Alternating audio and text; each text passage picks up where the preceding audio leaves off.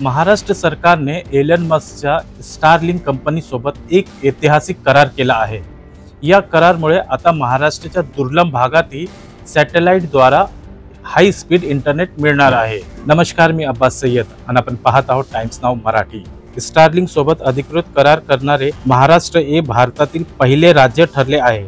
महाराष्ट्रातील जी गावे, बाड्या, वस्त्या किंवा आदिवासी जिल्हे जसे की गडचिरोली, नंदुरबार, धाराशिव, वाशिम जिथे अजूनही इंटरनेट नेटवर्क व्यवस्थित पोहोचले नाही, तिथे सॅटेलाइट आधारित हाई स्पीड इंटरनेट पोहोचणे हा या कराराचा मुख्य उद्देश आहे।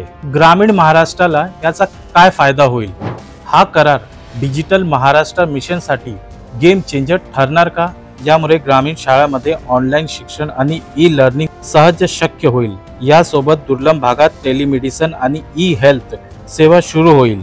सरकारी डिजिटल सेवा उदाहरणे दाखले, फॉर्म भरणे आता गावागावात मिळणे सोपे होईल। आपत्ती व्यवस्थापनात सॅटेलाइट डेटाचा वापर करता येईल। मुख्यमंत्री देवेंद्र फडणवीस यांच्या नेतृत्वाखाली या नियमामुळे डिजिटल इंडिया मिशन खऱ्या अर्थाने गावा पातळीवर पोहोचणार आहे। तर आता प्रतीक्षा आहे ही सुविधा सुरू होण्याची। तर मित्रांनो, ही माहिती तुम्हाला कशी वाटली आम्हाला कमेंट करून नक्की कळवा आणि टाइम्स नाऊ मराठीला लाईक करा, शेअर करा आणि सबस्क्राइब करा। धन्यवाद।